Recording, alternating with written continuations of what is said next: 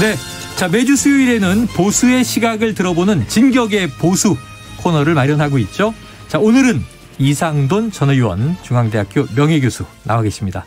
교수님 어서 오세요. 네, 안녕하세요. 사주가 빨리 가는데 네. 저는 늘 교수님 기다리고 있습니다.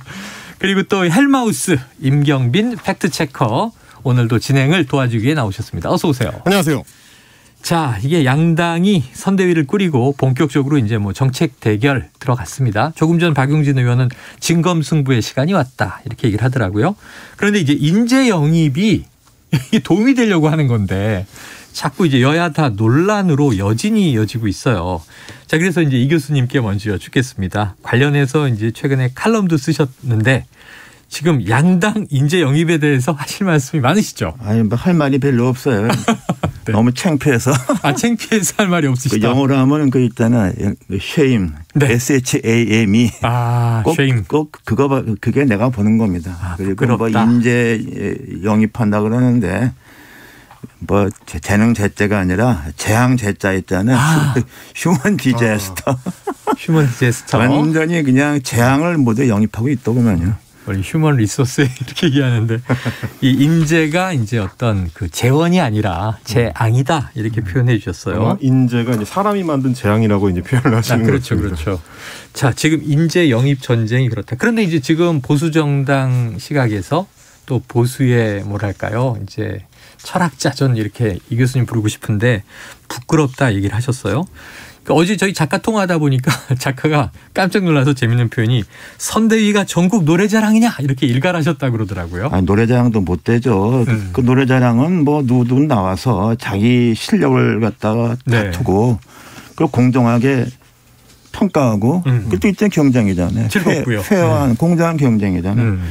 이건 어디서 물어봤는지 뭐 알 수 없는 사람들 갖다가 타락해서 무슨 영입을 했다고 해서 마이크 주고 정말 너무 부끄러워요.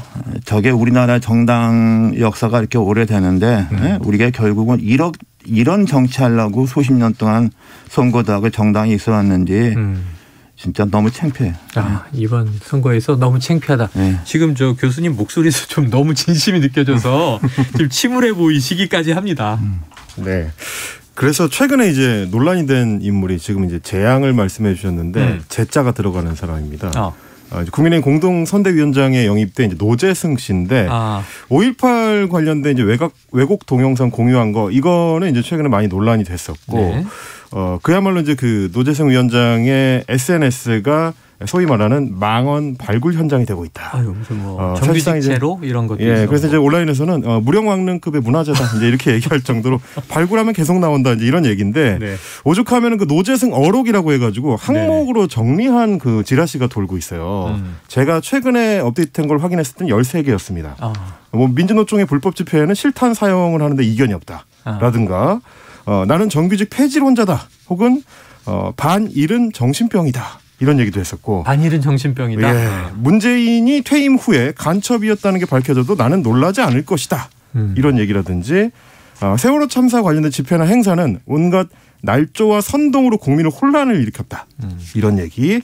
어제 또 발굴된 발언이 또 있었는데 긴급 재난지원금을 이제 개밥이라고 개사료에 이제 비유를 하기도 했었고요. 실업급여나 뭐 취업수당 이런 것들을 두고 푼돈을 배급해주면서 거지근성이나 기르게 한다라는 이제 맹비난을 쏟았던 게시글이 발견됐습니다. 네. 특히 제가 어제 굉장히 좀 저도 좀 이렇게 이해가 안 가는 글을 공유한 게 밝혀져서 논란이 굉장히 커졌는데 이런 얘기입니다. 이재명 후보에 대한 그 혐오를 쏟아내는 글을 이제 자신의 SNS에 노재승 위원장이 이제 재공유를 했어요. 뭐라고 돼 있냐면 다음 우리나라 리더는 그냥 정상적인 사람이었으면 좋겠다. 가난하게 태어났는데 그걸 내세우는 사람들이 싫다. 가난하면 맺힌 게 많다. 내가 말하는 정상적인 사람은 정상적인 교육을 받은 사람이다. 이렇지 않으면 이래저래 열등감이 많다.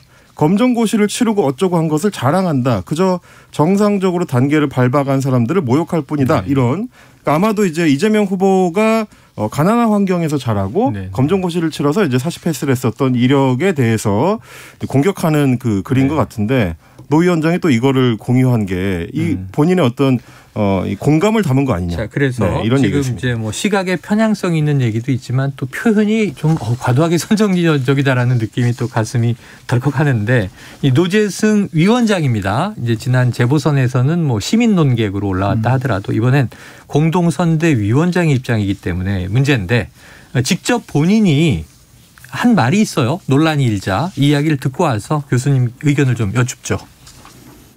과거에 제가 일반 사인이었을 때 개인적 소회를 적었던 SNS의 글들이 어찌 보면 많은 논란이 되었던 것 같은데 공동선대위원장으로 임명된 이상 앞으로는 말과 행동의 무게감을 느끼고 조금 더 신중하고 엄중한 그런 자세로 공동선대위원장직을 성실하게 수행할 것을 약속드립니다. 네. 네, 과거 사인, 일반 사인이었을 때는 문제가 있었는데 지금 이제 위원장 역할을 하겠다 이런 얘기를 했어요. 자, 지금 요 상황, 저 교수님 어떻게 보세요? 일단 그 누가 데려왔는지 난 좀 그게 궁금하고요. 그리고 네. 도대체 뭘 했던 사람인지 전혀 알 수가 없잖아요. 자영업했다고 이제 학력 이력도 알 수 없고 네. 어디서 튀어나왔는지도 알 수 없고 뭐 내가 듣기는 무슨 카페를 했다고 그러면 사람은 자기 본업에 충실한 게 제일 중요한 거예요. 네. 자기가 잘할 수 있는 거 하고 그리고 뭐 정당마다 좀 차이도 있을지 모르겠습니다만은 국민의힘은 과거에 한나라당, 새누리당을 계승한 정당입니다. 네. 우리가 김영삼 대통령은 뭐 오래되니까 좀 접어두고 네. 이회창 박근혜 대표가 이끌어온 정당 아닙니까? 네네. 이회창 전 총리, 전 총재는 굉장히 품위 있는 지식인이었어요. 일단. 네. 그리고 박근혜 전 대통령 비록 지금 탄핵되면서 이렇게 됐지만 당대표 했을 때 굉장히 절제된 표현, 품위 있는 표현을 했던 분 아닙니까? 맞습니다. 당대표 때는 선거의 여왕 이런 별명이 있었죠. 일단 그 행동이랄까 발언 자체가 그 자체가 좀 정제되고 그 두 분 다 그게 일종의 품이에요. 이런 험한 말은 들어본 적은 없습니다. 그러니까 난 도대체 이회창 박근혜 이 두 분이 이런 꼬락서리를 보면은 속에서 무슨 생각을 하겠어요. 저게 도대체 우리 정당이 저렇게 돼버렸는가. 더 기가 막힌 건 뭔지 아세요? 그럼에도 불구하고 정권은 절로 넘어갈 가능성이 많다는데.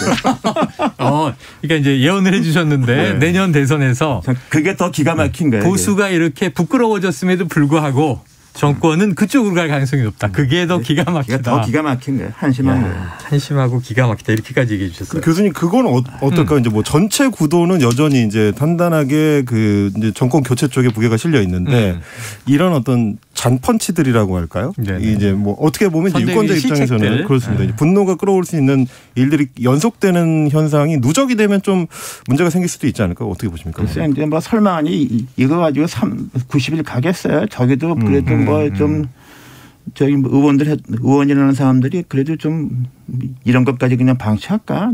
해결할 것이다. 두고 봅시다 어떻게 하는지. 그럼 노재승 위원장의 경우에는 이게 물러남이 맞다 이렇게 보십니까? 맞건 뭐건 말할 것도 그냥 하라고 그러세요. 이거 동의하시는 게 아닌 것 같아요. 그냥 하면 큰일 난다라는 의미가 좀 담겨 있는 거예요. 그렇게 해도 당선될 테니까. 그렇게 해도 그게 진짜 우리나라 정치가 이렇게 돼버린 거예요. 정치 수준에는 한탄을 하시지만 지금 이렇게 해도 이 어떤 정권을 가져올 가능성이 높다는 것을 지금 또 개탄을 하고 계십니다. 자, 그 교수님 민주당도 영입 인재 여지는 또 마찬가지 상황이 있어요. 공동선대위원장에 영입됐던 조동현 교수 사생활 논란으로 물러났는데 그 이후에 또 여러 가지 여진이 있습니다. 이거는 무한도전이다 이렇게 비판하셨는데 어떤 의미로 쓰신 거예요? 제 얘기 아니고 조 교수가 서경대 자기 교수죠. 같은 사람은 도전할 기회도 없냐고 자기가 공식적으로 항의 맞습니다. 맞죠? 네. 그 내가 보기에는 조 교수는 군 경력이 좀 비정상적으로 좋은 보직만 다녔더라고. 17년 동안 소령 예편을 했는데. 그 자기는 내가 볼 때는 뭐 좀 어떻게 볼지 모르지만은 그 굉장히 자기 통상적인 것보다는 굉장히 밝은 데만 쳐다내고 경력을 도전 쌓는데. 너무 훌륭했던 거야. 근데 지금 와서 이게 뭐 자기가 도전할 기회가 그러면 뭐 선대위원장이 봉사하고 일하는 곳이 자기 개인적으로 자기가 도전하는 곳입니까? 나는 그런 사고 자체가 잘못됐고 이것도 도대체 누가 데려왔던 사람이야? 그것도 묻고 싶어요. 일단은 뭐 송영길 대표가 면담을 하고 사퇴부 결정하겠다 했다가 사퇴 의사가 강하다. 아유, 근데 여기 또 뭐 아이 문제도 걸려있고 그래서 여러 가지로 복잡하고 안타까운 지점입니다. 딱 끝내야 되는데 왜 이렇게 자꾸만 질질 끄는지 모르겠더라고. 좀 이해가 안 됩니다. 자, 이 윤석열 후보를 비롯해서 국민의힘 측에서 감동했다는 인사가 있습니다. 고3 학생 김민규 군의 연설도. 근데 이게 논란이 된 게 뭐냐면 이준석 대표가 우리 고3이 민주당 고3보다 우월할 것이다. 왜냐하면 지금 이재명 후보도 이 지방 메타버스 중에 또 이 지역의 고3을 영입했잖아요. 광주 지역 그렇습니다. 네. 그러다 보니까 또 고3 논란이 벌어졌는데 민주당은 이거 갈라치기 아니냐. 자, 이 고3 김군 논란, 이준석 대표의 이러한 이제 표현과 행보, 요건 또 어떻게 보세요? 아니 그거 민주당도 그렇고 국민의힘도 그렇고 이 고등학교 3학년까지 이렇게 정치에 동원하는 게 이거 진짜 우리나라 정치가 이건 뭐 흔히 말해서 막장 중에서 막장까지 간 것 같아요. 이게 이런 일이 있을 수 있습니까 이게? 그리고 고등학교 3학년 학생이면 뭐 내가 알기는 이게 대학교 입학시험 어떻게 된 건지 모르겠어요. 다 포기했는지 뭐였는지 그것도 이해가 안 되고 뭐 어떤 요새는 뭐 고등학생이라도 자기 친구들끼리 뭐 SNS 통해서 자기 어떤 그런 의사를 표현할 수 있고 개중에는 조금 뭐 신통한 얘기도 있을 수 있죠. 그런데 이걸 뭐 당 지도부 차원에서 서로 뭐 우리 고3이 너네들 고3보다 낫다. 이건 너무 유치하잖아. 유치하다. 정말 요새 이런 거 진짜 어떻게 해서 이렇게 돼버렸는지 정말 이게 참 너무 한심하다는 생각밖에 안 들어요. 교수님 모셔놓고 제가 죄송하네요. 계속 이제 개탄의 연속이셔가지고. 저는 이제 그 생각이 났거든요. 이준석 대표가 이제 하는 얘기가 이제 결국에는 우리 쪽 고3과 저쪽 고3을 가르면서 우리 쪽 고3이 낫다라는 얘기를 한 건데 저는 민주당에서 사실 작년에 서른 의원이 되게 비슷한 얘기를 했거든요. 그래요? 청년들 얘기를 하면서 민주당을 지지하지 않는 청년들은 학교에서 역사 교육을 잘못 받아가지고 그렇다. 그런 얘기가 이게 있었죠? 굉장히 지금 큰 역풍을 맞고 그 이후로 이제 민주당이 이제 오만하다 이런 얘기를 듣는 그래요. 연장선이 되는데 혹시 그런 인식으로 비춰보이진 않을까요? 이준석 대표의 발언이? 그게 이제 지금까지 뭐 2030 세대는 아무래도 좀 그 이명박 정권 뭐 박근혜 정권에 대해서 비판적이고 민주당을 좀 선호한다. 그쪽이라고 했었는데 뭐 최근에 좀 동향이 달라졌죠. 바뀌니까 그 서른 의원이 뭐 학교에 잘못 배웠다 그러는데 나는 그것도 좀 그 얘기가 민주당 쪽에서 나올 수 있는 건지 난 좀 이해가 안 돼요. 그래서 도대체 그걸 뭐 우리 고3이 당신 고3보다 낫다는 뭐 사람이라는 것은 여러 가지 평가가 있을 수 있다는 사람도 어떤 사람은 뭐 운동을 잘할 수 어떤 사람은 뭘 잘할 수 있겠지. 이건 우리 고3이 당신 고3보다 낫다는 얘기가 이런 얘기가 나온다는 게 우리 정치 논쟁이 그러니까 갈수록 그냥말로 밑바닥으로 빠져가는 것 같아요. 맞습니다. 사실은 우리 아이가 옆집 아이보다 나아도 부모는 그 우월함을 감추고 옆집 아이 칭찬도 해주고 덕담도 해주고 그러면서 같이 어울리게 만들었는데 한마디로 유치한 거예요. 유치하다. 이런 게 그렇게 정리해 주셨습니다. 눈 뜨고 보기가 힘들어요. 그럼 이런 좀 이제 아까 뭐 노재승 씨나 지금 고3 논란 말고요. 이 정치권 이 본류로 좀 들어와서 이 최근에 이 박주선 전 의원이나 또 오늘 이용호 의원 주로 이제 호남 의원입니다. 호남 민심에 좀 영향 줄 거로 보세요? 어떠세요? 저는 뭐 주지 않는다고 보죠. 호남에 별 영향 없다. 영향이 없고 지금 뭐 이용호 의원도 우리가 잘 알잖아요. 민주당 들어가기 위해서 뭐 지난번에 20대 국회 총선 전에도 그랬고 그 후에도 그랬는데 그게 문이 안 열리니까 국민의힘은 들어간다 같으면 이건 도대체 물론 그 사람이 당적을 바꿀 수는 있어요. 바꿀 수는 있는데 그것도 어느 정도 좀 설명이 있어야 되고 그리고 명분도 필요하고 명분도 있어요. 말하자면 이게 이용호 의원은 무소속을 주장하고 그렇게 당선됐고 그러나 이제 민주당에 들어가고 싶을 수 있었는데 거기 못 들어가니까 무슨 분풀이식으로 그걸 또 혹 데려가는 저쪽도 그렇고 상대적으로. 예. 그리고 뭐 박주선 전 의원 같은 경우도 다시 뭐 호남 광주에서 선거 나오겠습니까? 택도 없는 얘기죠. 예. 근데 이제 더 좀 어려운 문제는 그 이재명 후보가 이제 과거 국민의당 출신에 의원했던 중진들을 좀 포섭하려고 그러는데 그거는 상당히 대선 이후에 어떤 그 호남 종국을 좀 좌우할 수 있는 것 같아서 굉장히 복잡하다고 내가 알고 있습니다. 예를 들어서 전라북도의 유성엽, 광주의 천정배 같은 사람이 민주당으로 들어갈 경우는 지방선거 어떻게 되느냐. 그건 또 이게 국민의힘과는 무관한 거죠. 그런데 그렇죠. 그건 좀 굉장히 중요한 이슈가 되는데 이거는 제가 볼 때는 별 효과도 없어요. 효과 없다. 이슈가 안 된다. 그냥 딱 이렇게 쾌도난마 해주셨는데 조금 전에 전화로 인터뷰한 이제 박용진 민주당 의원은 이 철새 정치인이라고 그냥 낙인 찍고 싶지 않다. 민주당도 성찰해야 한다. 이렇게 또 내부적인 또 이제 솔직함을 보이기도 했습니다. 말씀하신 대로 이제 역학관계가 복잡하겠죠. 자, 그런데 이제 그러면 국민의힘 선대위에 좀 상층부 핵심 코어로 가보면 지금 계속 나오는 이름이 3김이에요. 김종인 총괄선대위원장, 김병준 상임선대위원장, 김한길 위원장은 또 외곽에 따로 있습니다. 이제 새시대 준비위원장. 자, 전반적으로 이 선대위 핵심들에 대한 흐름, 월요일에 출범식을 이제 어쨌든 내부 갈등을 봉합하고 했는데 어떻게 총평해 주시겠습니까? 이거 뭐 제가 우린 예상하는 것 같잖아요. 그렇게 뭐 각자 이렇게 있지. 뭐 이제 어쩌다 보니까 한 배를 탄 거죠. 그래서 뭐 이렇게 가고 그래서 뭐 제가 장담할 수는 없는데 다 그 3김 모두가 대통령 선거 투표일까지 겁니다. 그 후는 다를 거예요. 3월 9일까지는 어쩌다 한 배를 탔지만. 네, 그렇죠. 그럼 이제 앞으로 남은 석 달도 이 세 명이 뭔가 화학적 결합을 하거나 팀 플레이는 기대하지 않으시는 거네요? 그 팀 플레이 할 것도 별로 없고 이렇게 이제 세 사람 다 그 자존심이 다 세기 때문에 이렇게 툭툭 그냥 뭐 한 발 나오면 또 되받고 뭐 그런 고집만 일종의 고집이죠. 뭐 이런 것만 계속 양산하지 않겠나 싶어요.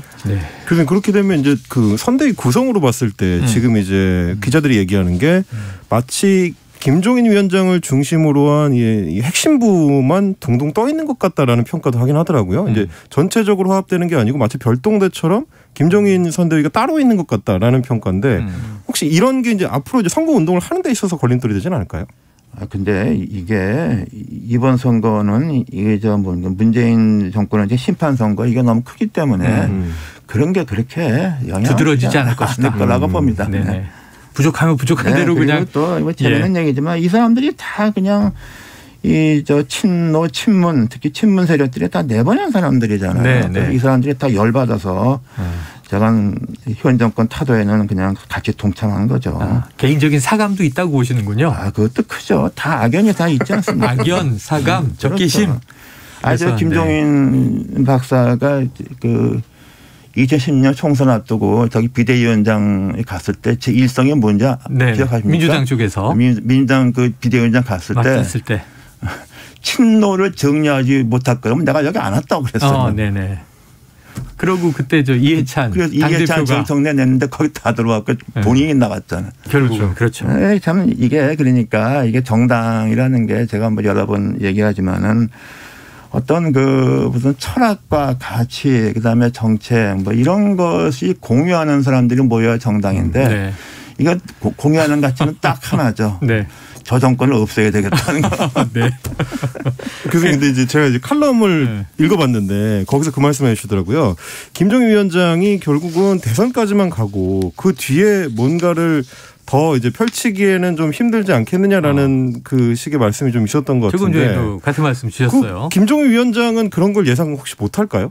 그러니까 그 후에 얘기는 없지 않습니까? 그리고 또 대선까지만. 그리고 또 심지어 김병준 위원장도 자기는 뭐 끝나면 선출직 임명 다 안 하겠다 그랬잖아요. 그럼 왜 그때까지 왜 하는 거예요? 좋게 말하면 대한민국의 장래를 위해서 하는 것이고 그러니까 좀 더 솔직하게만 하면은 네. 저 정권은 손을 봐야 되겠다는 거잖아요. 그렇죠. 그러니까 이게 완전히 복수의 정치가 돼버렸어요. 복수의 근데 문제는 할 말이 없는 게 네. 이걸 만든 사람이 누구야? 네.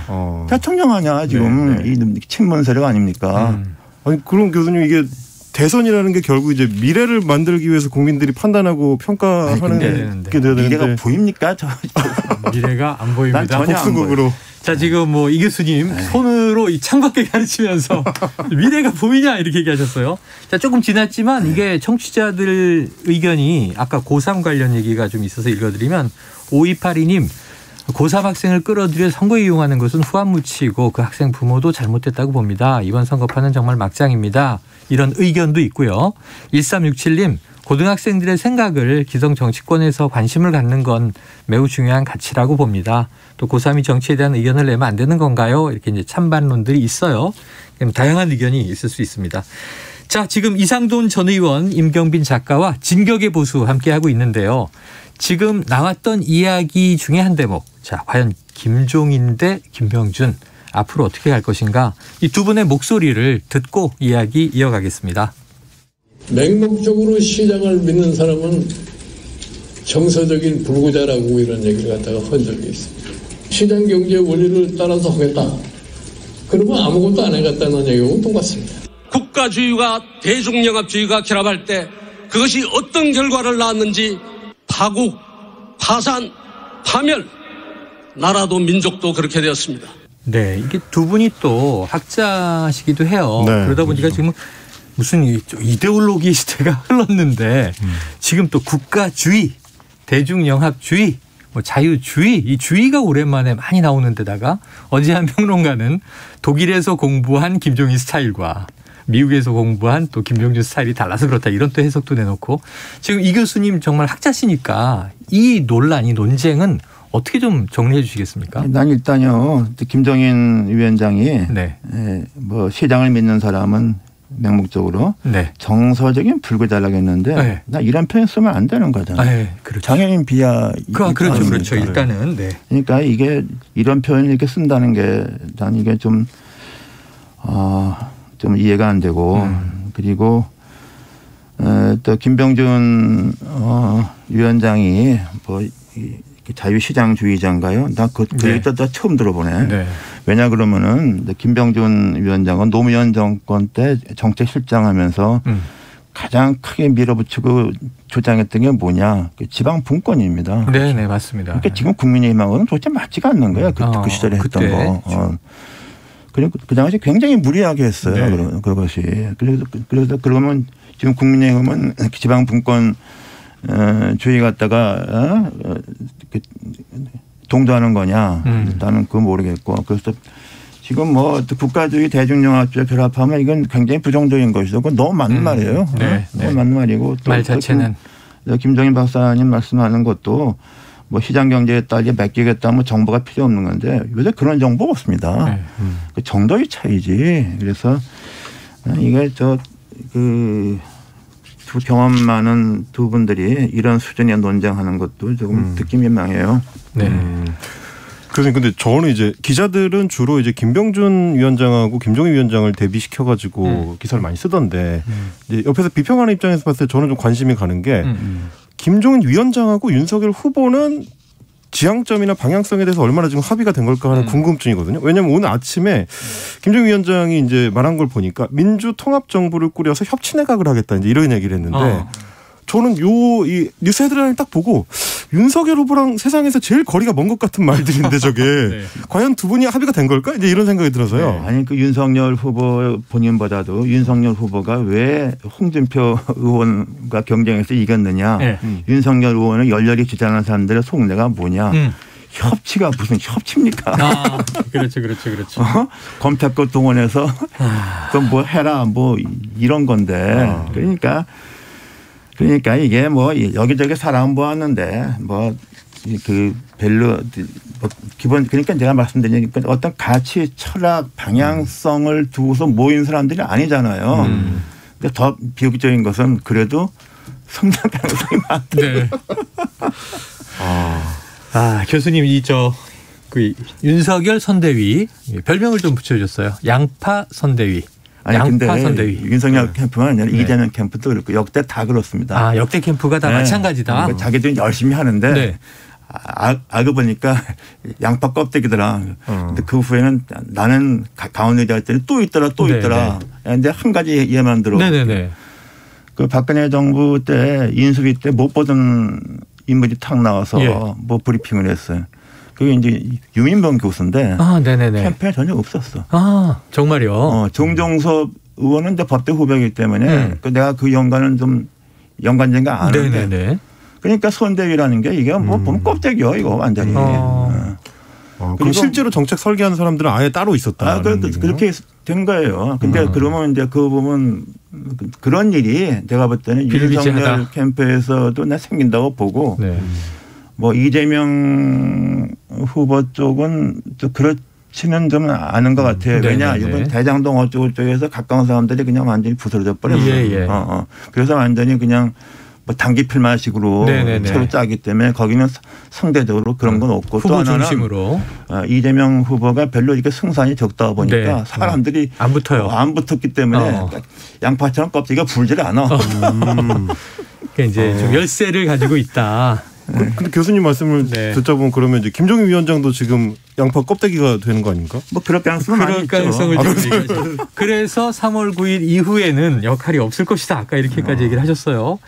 자, 김종인 총괄 큰 실수만 안 하면 이긴다. 이렇게 얘기를 했는데 사실은 이 정권을 가져온다의 방점이 있는데 다 이 언론이 큰 실수만 안 하면 여기에 주목을 했더라고요.